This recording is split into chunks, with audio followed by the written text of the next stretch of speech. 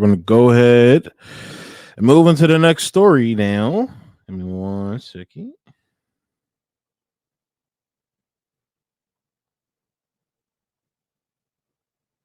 Boom. All right. And here we go. So speaking of ISIS, 450 Arab and foreign extremists from Idlib arrive in Ukraine. Almost 450 extremists from various nationalities arrived to Idlib to fight against Russian troops after leaving Syria and passing through Turkey.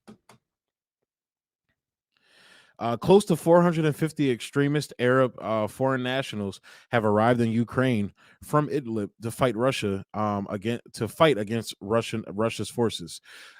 Less than only 3 days after they left Syria, passing through Turkey. I think this is another article I wanted to read as well. There was another one too. You know what? I'm gonna get to this story. I'm gonna finish this one first. Relatives of extremists that have arrived in Ukraine told Sputnik that senior fighters from terrorist groups, from terrorist group Hayat Tahrir al-Sham, the rebranded version of Jabhat al-Nusra, i.e. Al-Qaeda. So, in case you don't know, to the people that don't know, we were funding Al-Qaeda in Syria to overthrow Bashar al-Assad, and as well as ISIS is basically like a spinoff of Al-Qaeda. They're all spinoffs of the same fucking shit, but we were funding these nut jobs, these Al-Qaeda nut jobs, the people who did 9/11, we were funding them in Syria, and now apparently we're funneling them into Ukraine, and Zelensky's welcoming them with open arms. So they can, you don't have to bring up the fact that he's Jewish, because these guys aren't Nazis, but they're just jihadists. Fuck it, who cares? This is fucking nuts. It's nuts, but not surprising. Have the version of have held a number of meetings with senior leaders in a Turkestan Islamic Party group and Ansar al-Tawhid, I think that's how you say that, and Huras al-Din groups agreed on allowing a number of all their fighters to enter Ukraine through Turkish soil. That's also how they entered into Syria as well, through Turkish American bases in Turkey. The sources added that most of these foreign fighters are veterans of the Syrian war, had been causing issues in Idlib, and were given this opportunity to fight against Russia as a compromise by which they would receive a new start and with an acceptable income. So we were also helping them occupy northern Syria and Idlib. There were also a substantial amount of Uyghurs from China who are in Idlib as well that were occupying people's homes. Literally, there were people in Syria talking about how there were Uyghurs fucking living in their homes because they couldn't go back because of the civil war that happened. And now apparently they're funneling them into fucking Ukraine. Dude, you cannot make this shit up, bro. You cannot make this shit up. If I'm a U.S. soldier, I would be ashamed of my government. These are the people you told me were evil. You sent my brothers and sisters to die to fight against, and now you're funneling them. You're like, I find out that you created these guys, and they went wild and went loose, and now you're using them again to as a means to your ends in Syria and now in Ukraine as well. If I was a soldier, I would be ashamed of my government, which I hear a lot of soldiers are. I do hear a lot of soldiers are. The sources add that most of these foreign fighters are veterans of the Syrian war, had been causing issues in Idlib. Okay, yeah, I read that. Hayat Tahrir al-Sham also gave these fighters assurances that their families will be allowed to join them later. Around 300 of these fighters are Syrian nationals that are originally from the Idlib and Aleppo countrysides, while the 150 others are Belgian, French, Chinese, emphasis on that Chinese, the Uyghurs. And that's not me trying to say that all the Uyghurs are terrorists. It's not what the fuck I'm saying.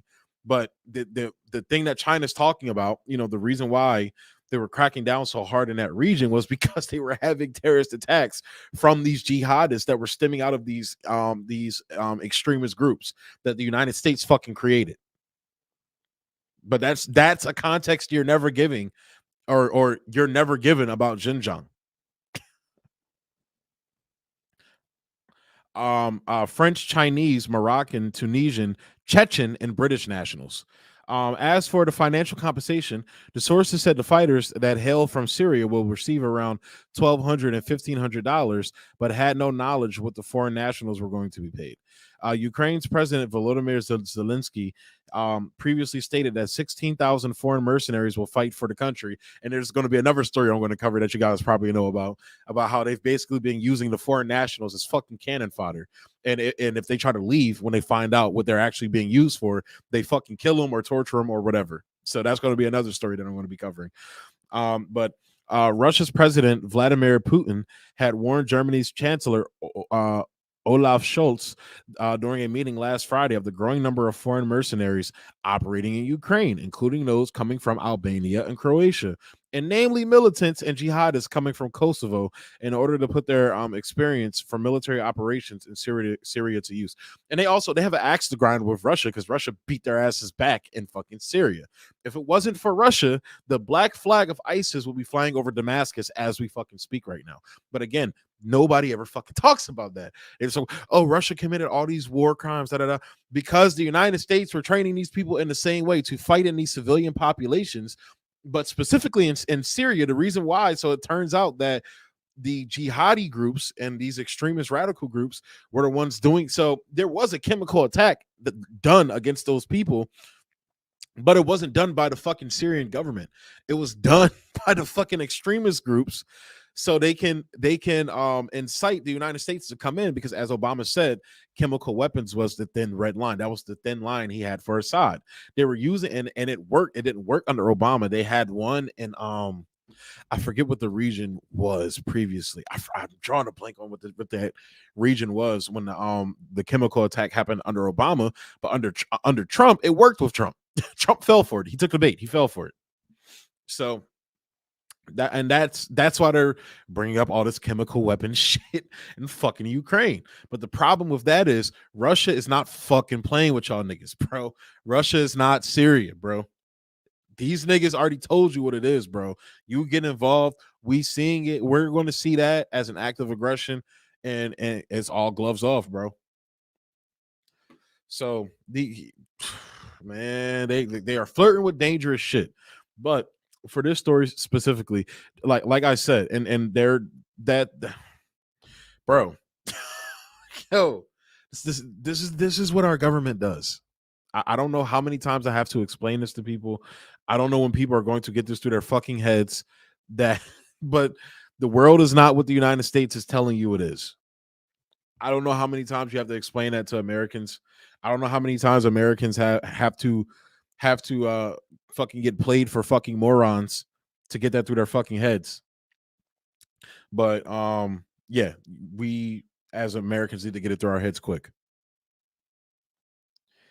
And at least, if not for the sake of the people, of the innocent people who have to die because of this, who have to die because of our bloodlust, at least for your own fucking good, because now it's fucking you over. Because you fucked around and found out with the wrong fucking country. Like they try to play Russia for fools, like Putin. Say what you want about the guy, very intelligent guy. Oh, very intelligent guy. Outsmarted almost every single president. I would almost every single one. Definitely Bush. Bush was a fucking moron. Definitely Obama. Obama was a sociopathic smart type. And then of course Trump's a fucking moron. And Biden even dumber, but he's dumber because he's just where's my applesauce and prune juice. But give me 1 second. I'm about to send this other article I had as well that talks about this too. I believe it came out the same day. By the way, this is from March 8th as well. So I should have, said that at the top of the video. But give me 1 second. I'm about to send this video or this article so we can get into that joint too. We're going to read the other one I pulled up here.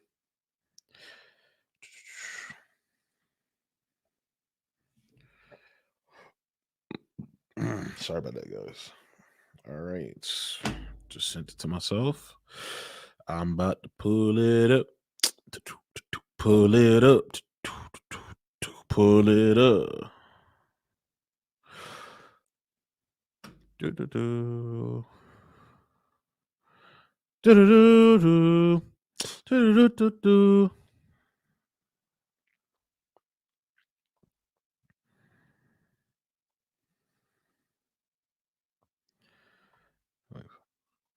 All right.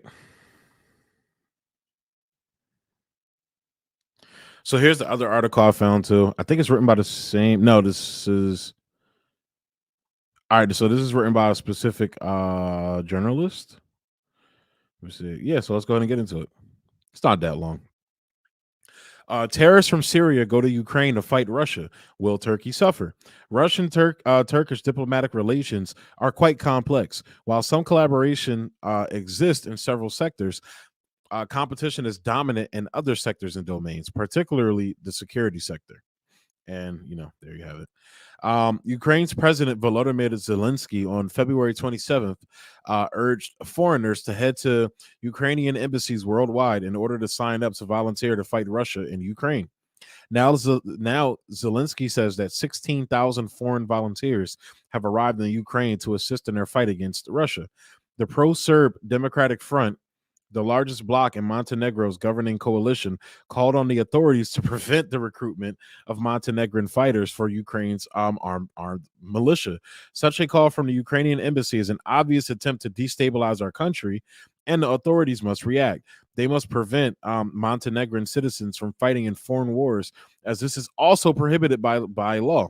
The Democratic Front said in a press release, according to Interior Ministry data, some 31 Montenegrin citizens have fought in foreign wars since 2012, with 26 having fought alongside ISIS in Syria and Iraq.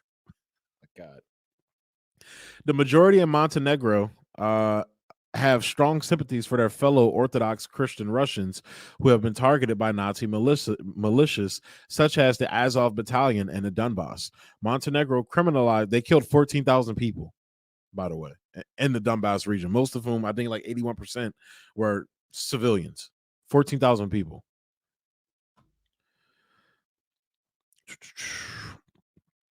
Montenegro criminalized participation in foreign conflicts in March 2015, and those convicted faced prison sentences of up to 10 years. Montenegro joined NATO in 2017.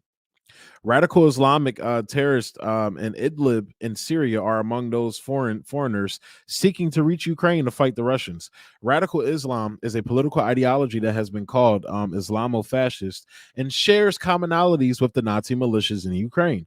Both the Nazis in Ukraine and the terrorists in Idlib are fighting the Russians.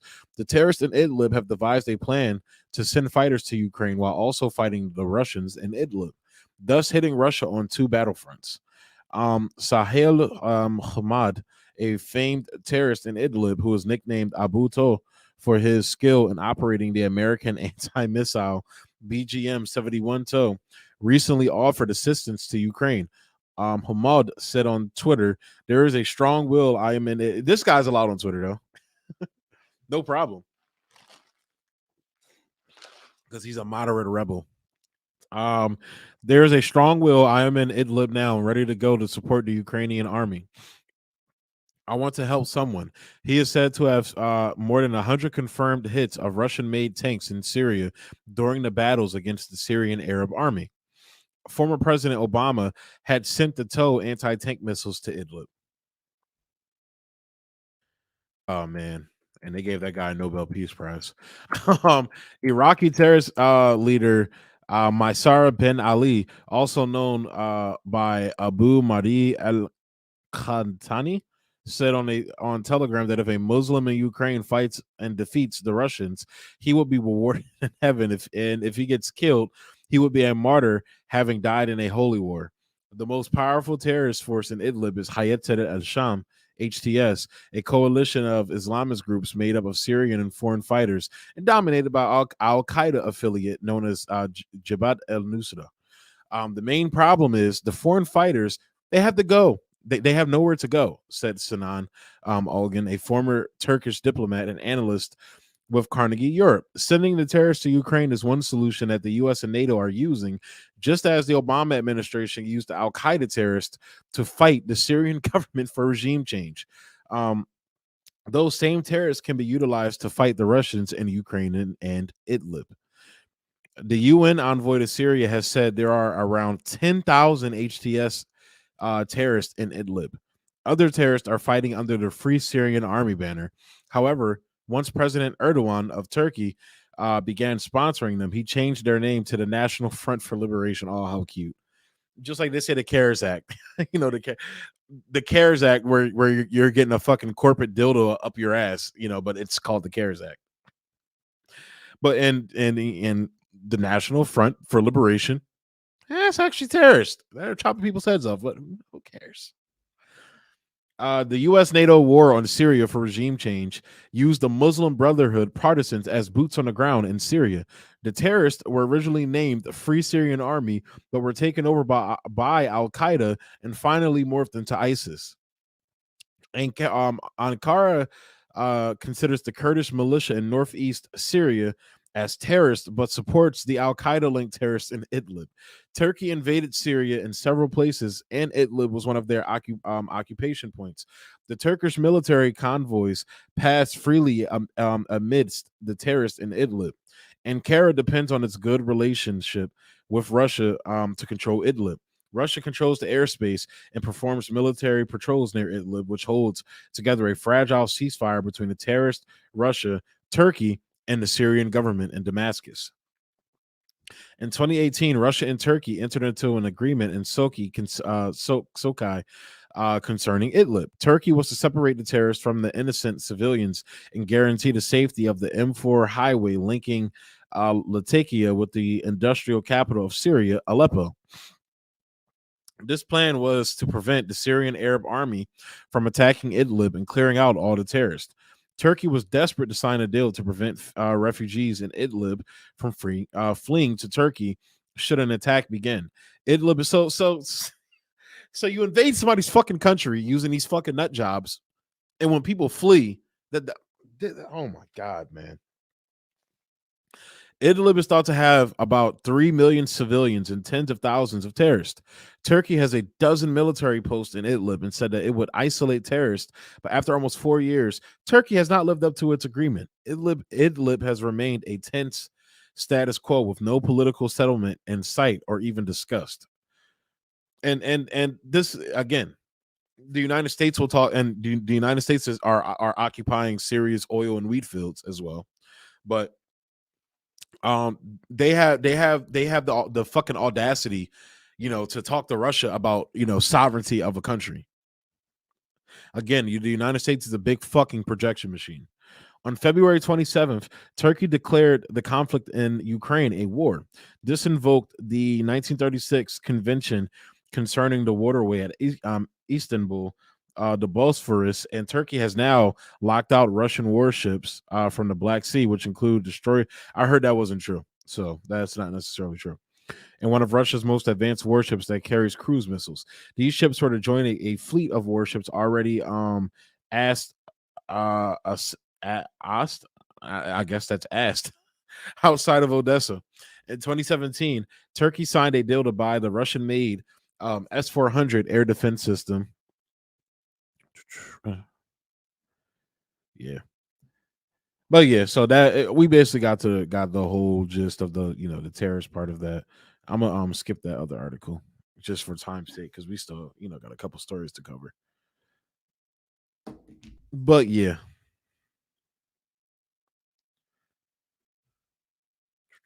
let's see. How do I stop? Oh, yeah, stop screen. There we go. So back to full screen. So yeah, guys, let me get into the chat. It's coming through perfect. Loving your channel. Definitely. Putin is a great leader that actually cares about the Russian people. Look, man, all I know is this nigga is against the imperialists. That's all I fucking know. And I also know that the oil companies, a lot of the corporations in America don't like him because he's stopping them from making a profit.